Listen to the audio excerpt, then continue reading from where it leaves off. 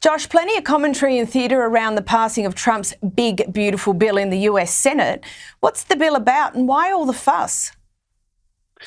Well, this is the one major budget bill that is set to be passed in the U.S. Congress this year. So it's a little more complicated than that. It goes back to a 1974 statute here called the Budget Control Act, which introduced this process that on Capitol Hill they refer to as reconciliation. It's kind of in the weeds parliamentary terms. What it basically means is that you have one shot. You basically have one shot to pass a budgetary, fiscal, revenue-related bill, not necessarily with a 60-vote veto or filibuster-proof majority, but with a bare 51-vote majority. You essentially get one bite at the apple to pass a clean 51-vote bill that happens to be the so-called one big, beautiful bill. Now, the problem is that because of the arcane nature of this reconciliation procedure, there was an individual called the Senate parliamentarian who can essentially strip certain parts of the bill to make sure that it accords with the ultimate goal, which is to reduce the budget deficits. That's a very fancy way of saying that. It's been very contentious because a lot of people are trying to add provisions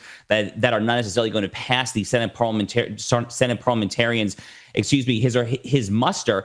But this is important for President Trump for the following reason, and I'll be brief here, which is that this is Donald Trump's nationalist populist sentiment in action.